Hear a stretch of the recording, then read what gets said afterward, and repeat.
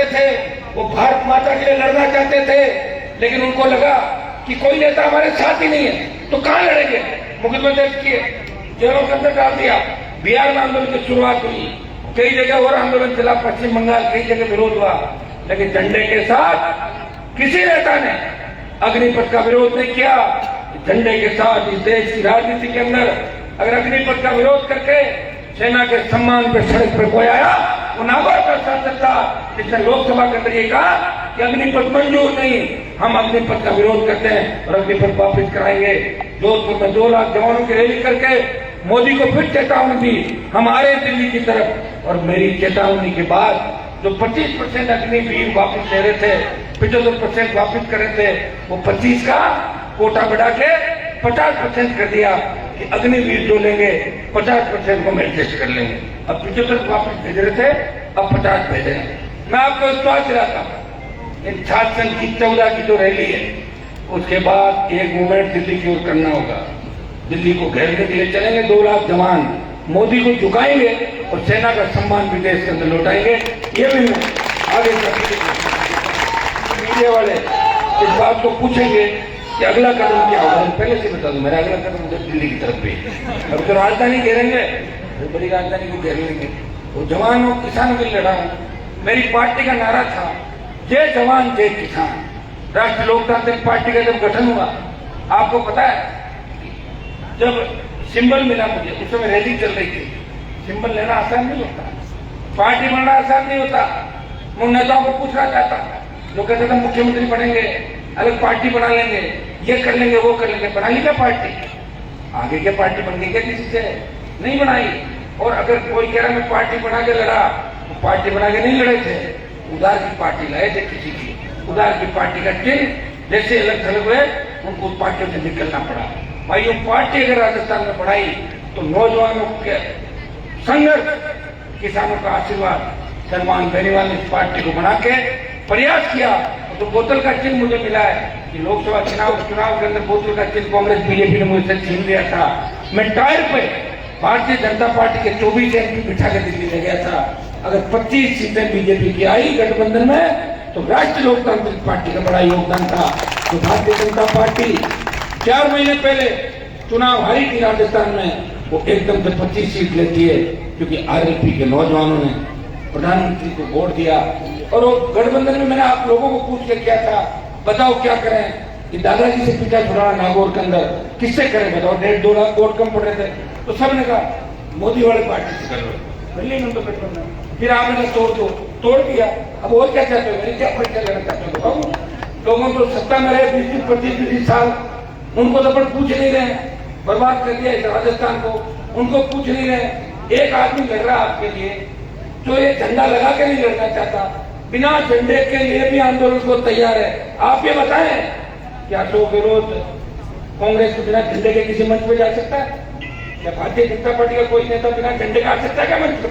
लेकिन हनुमान बेनीवाल ने यह कहा कि मेरे छोटे भाइयों के लिए मैं बिना झंडे की सड़क पर लड़ाई लड़ूंगा। लेकिन कोई आया ही नहीं।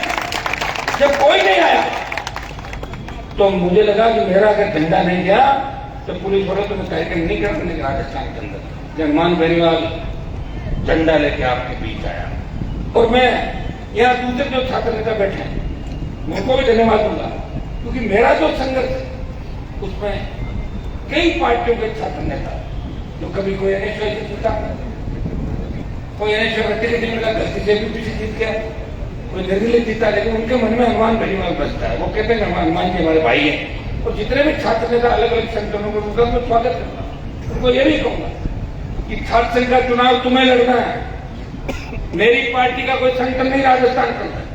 मैं तो तुम लोग लड़ते हो, जितनी मेरे से मदद होती है मदद करता हूँ। और एक बात कहता हूँ, आपस में लड़ना नहीं है। चुनाव जीतने के बाद बच्चों का ध्यान रखना, गरीब किसान के बेटों का ध्यान रखना, हमेशा मेरा भाषण हो। ये भी कहता हूँ कि नशे की प्रवृत्ति से दूर रहना। हम किसान के बेटे हैं, किसान की बेटियां, हमें किन तकलीफों के दौर से नरेगा में मजदूरी करके हमारे माता पिता पढ़ाते हैं। अगर हम नशे के अंदर चले जाएंगे या हम बदमाशी करके गलत ट्रैक पे चले जाएंगे, हम अपराधी बन जाएंगे, तो उन माँ बाप को कौन जीने देगा गांव के अंदर? बताओ कौन बोलने देगा? ये हमेशा से मेरी बात रही, और उसी का परिणाम है कि आज आप इंतजार कर रहे हो।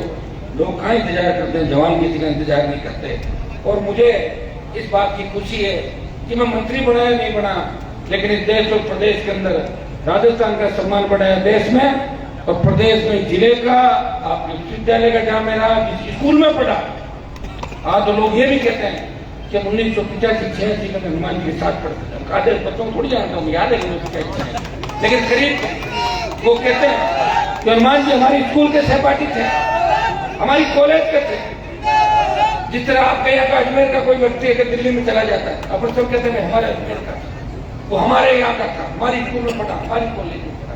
तो भाइयों, जब भी संघर्ष की बात चलती है, अब तो राष्ट्रीय लोकतांत्रिक पार्टी, केंद्रीय के दोनों पार्टियां मेरे पे भी आरोप लगाएंगे। ये दोनों बातें में शेर खुद ही बोलते हैं कि हनुमान जी क्या छात्रों के बच्चों की राजनीति करे, तो बेटी की राजनीति में बताओ मुझे।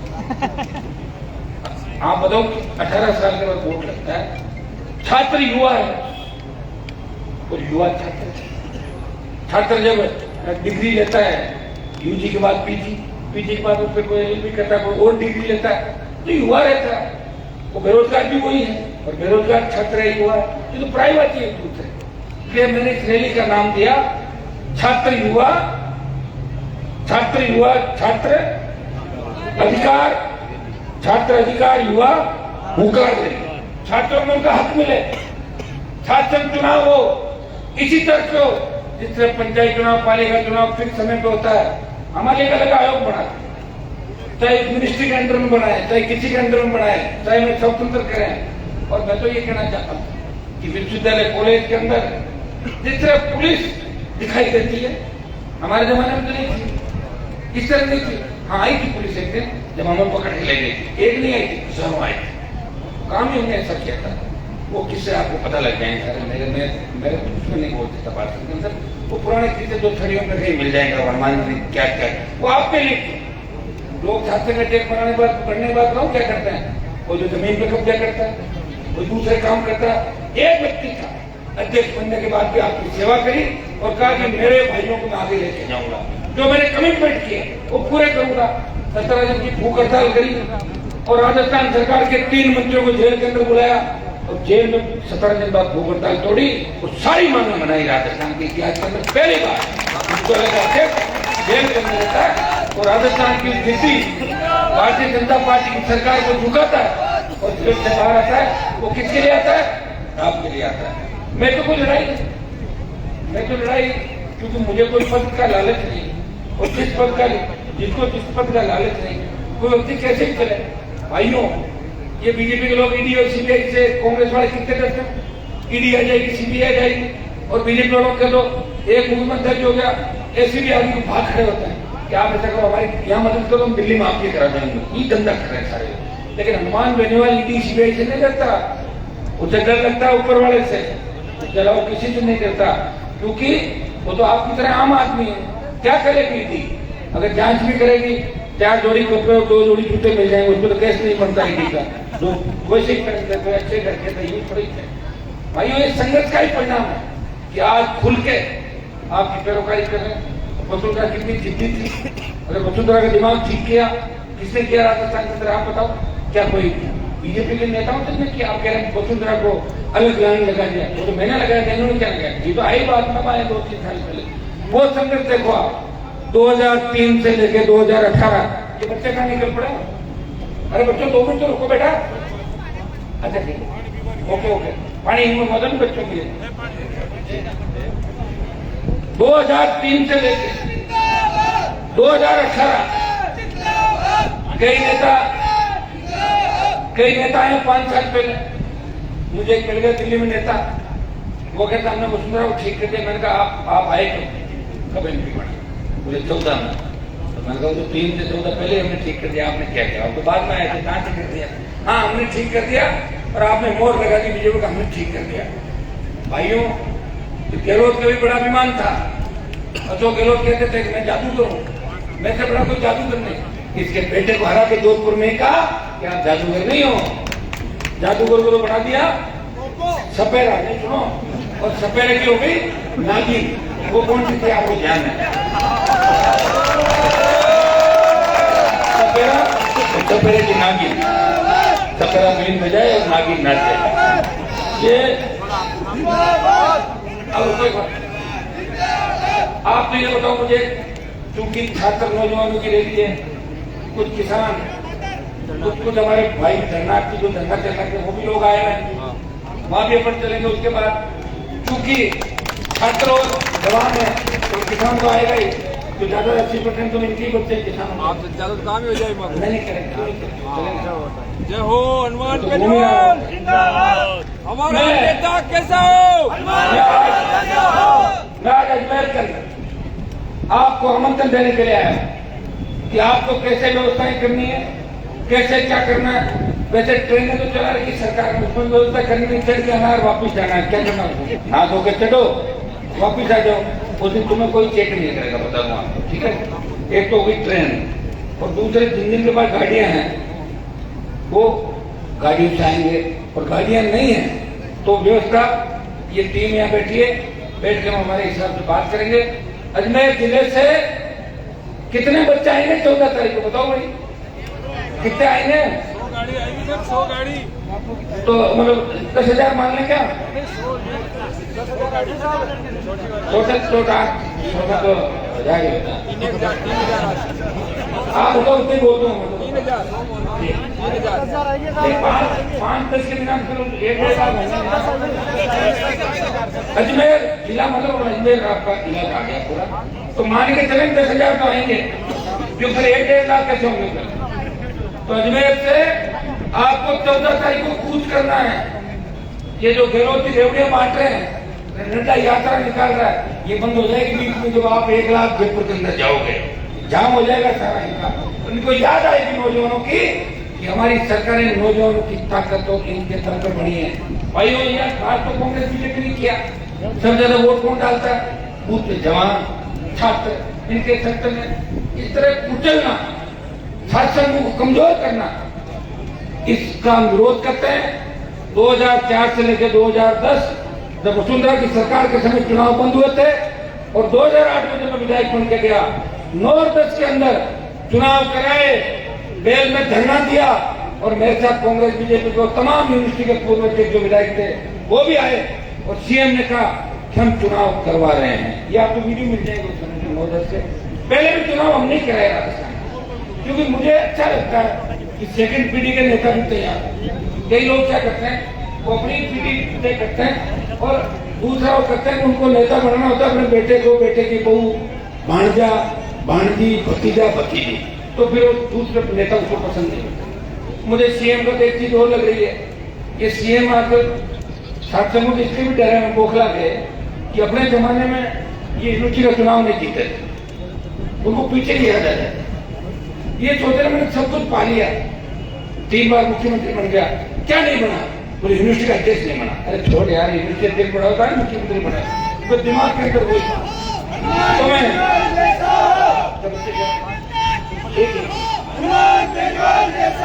गहलोत साहब को ये भी कहना चाहता हूँ कि अगर आप यूनिवर्सिटी के अध्यक्ष बनने के लिए मन में रही है, क्योंकि सीएम बड़ा होता है, सब कुछ होता है, तो आप एक ऑर्डर ये भी जारी करते हैं, रोज रेवड़ियां बांट रहे, लिख दो कि मैं तमाम विश्वविद्यालयों का अध्यक्ष खुद ही घोषित होता हूँ। लिख लो, तो कम से कम आपके मन की निकल जाए, और बच्चों को बोलते खिलवाड़ चुनाव चालू हो जाए, इनके मन में एक ही बात और कोई दूसरी बात। और बीजेपी वाला यही चाह रहे हैं कहीं हम हार गए, हमारा माहौल खराब हो जाएगा। यार, जो माहौल की चिंता करता है ना, वो कभी किसी का भला नहीं करता। कोविड के अंदर आपने देखा होगा, कोरोना के अंदर कैसे कोरोना फैला देश के अंदर, बताओ मुझे। जिस दिन कोविड का पहला पेशेंट आया, उस दिन इंटरनेशनल फ्लाइट में अगर रोक लग जाती, बाहर से कोई व्यक्ति नहीं आता, कोई नहीं फैलता। प्रधानमंत्री लोकसभा में कह रहे थे, देखो भारत के अंदर कोविड नहीं आएगा, तो हमने सोचा कोई जादू जंतर लाया होगा, कोविड नहीं आने देगा। और इतना भाषण दिया होगा, आधा घंटे लग चला है, और देखो हम लोकसभा चलाए, हमें क्या पता हमें कोविड हो जाएगा। लोकसभा चलाई 2 महीने तक, कोविड आ गया और आया तो ये लेके गोली झंडे भाग गया अपने दोनों। 50 लाख लोग मरे, कितने 50 लाख लोग मरे कोविड के अंदर। कौन लाया कोविड? ये लाए जिनके पास हवाई जहाज हो, जिनके पास बाहर का पासपोर्ट या वीजा लेने की ताकत हो। कोई व्यक्ति बाहर की फ्लाइटों पर रोक लगा सकता है, एक स्टेट गवर्नमेंट थोड़ी लगाती है। और अगर वो उनसे बच गया, गहलोत साहब थे सेकेंड, तो वहां बचा मेरे पास आ जाता है।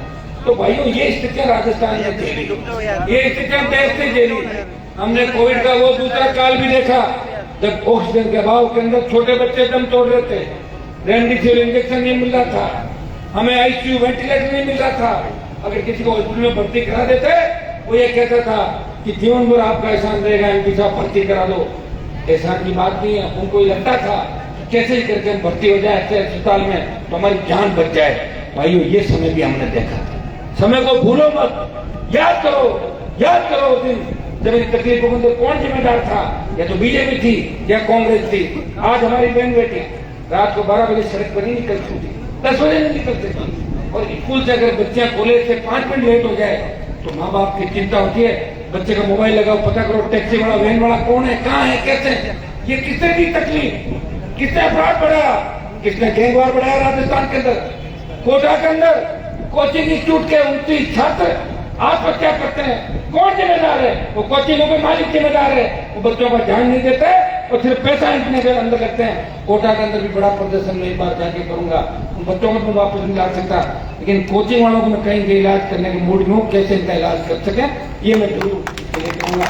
भाइयों, छात्र संघ चुनाव कराएंगे, नौजवानों को न्याय दिलाएंगे और बेरोजगारों को रोजगार दिलाएंगे। जिन मुद्दों को लेकर जयपुर के अंदर अपनी चर्चा को ले लिए, उसमें ज्यादा से ज्यादा तादाद के अंदर अजमेर के क्षेत्र से हमारे छोटे भाई, छोटी बहनें, बेटियां, बच्चे बड़ी तादाद के अंदर इस राजस्थान को बचाने के लिए, छात्र संघों को बचाने के लिए, लोकतंत्र की पहली सीढ़ी को बचाने के लिए और एक कांग्रेस और भारतीय जनता पार्टी का दिमाग ठीक करने के लिए तुम निकल पड़ो। तुम्हें वेट मत करो कि मैं विद्यार्थी परिषद हूँ, मैं एनएसयूआई हूँ, क्या है एनएसयूआई विद्यार्थी परिषद बताओ मुझे, क्या तुम्हारे संभाल लेके आया? अभी जो बच्चा लिख दो कमेटी की आड़ में अब की बार चुनाव नहीं लड़ पाएगा, वो कैसे लड़ेगा? बताओ, गया उसका जिंदगी चली गई। छोड़िए सत्संग, अभी एक साथ जुटते हैं। अभी हमें इस राजस्थान की सरकार को झुकाना है। राजस्थान की सरकार कैसे झुकेगी? जब 1 लाख 1.5 लाख से ज्यादा जयपुर की सड़कों पर आ जाओगे तो मैं सरकार को 3 घंटे में झुका दूंगा। ये मैं विश्वास आपको दिलाता हूँ। ज्यादा आप सबने सहयोग का आशीर्वाद रखा, आगे भी आपका सहयोग का आशीर्वाद मिलता रहेगा। अजमेर से अगर आपने मजबूती दे दी, अजमेर राजस्थान का मिड है, अजमेर राजस्थान का मिड है, बच्चों मिड है। और मैं भी अजमेर संभाग से आता हूँ, हमारा नागौर का संभाग भी अजमेर है, अजमेर पूरा लगाव हमारा।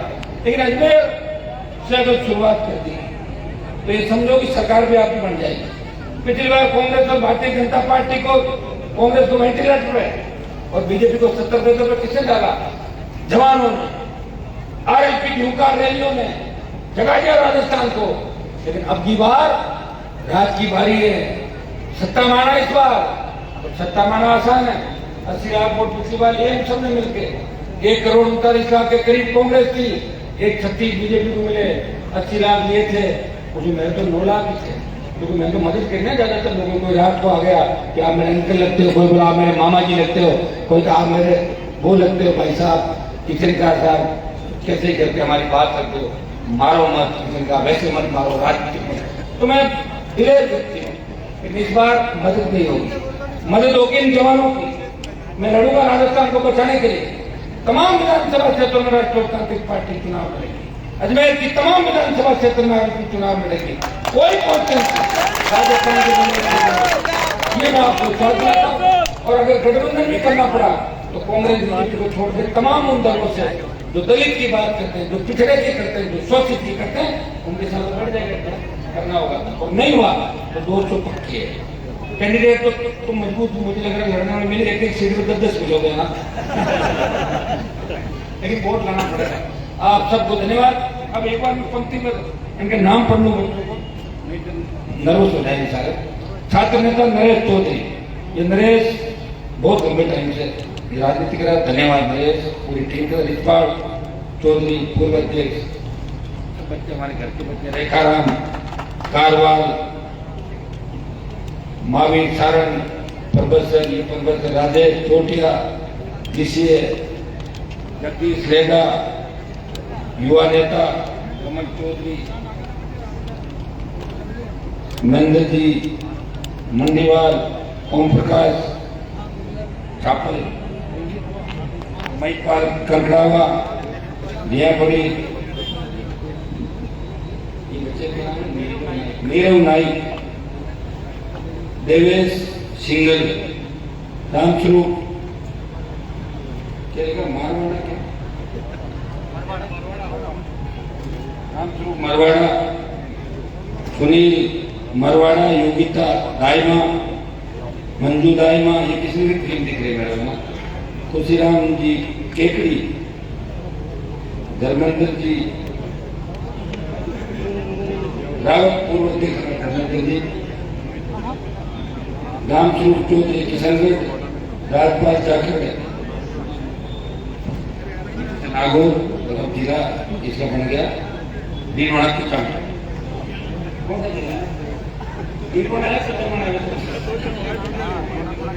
वापस जाएंगे आगे सबकी साई खान ब्यावर, ठीक है ना, राम साई खान ब्यावर, राम ये आपका राजेंद्र जी तेतरवाल, कादर भाई, नीरज चौधरी, शहजाद, बाकी में बाबू, संदीप जी, ये मेष, अर्जुन, मोहित, खड़ा हो, राम राम कर लो, खड़े हो जाओ। ये राजस्थान नृत्य की जो टीम है जो लगातार विजय कुमार नाम हो गए। आप सबको धन्यवाद।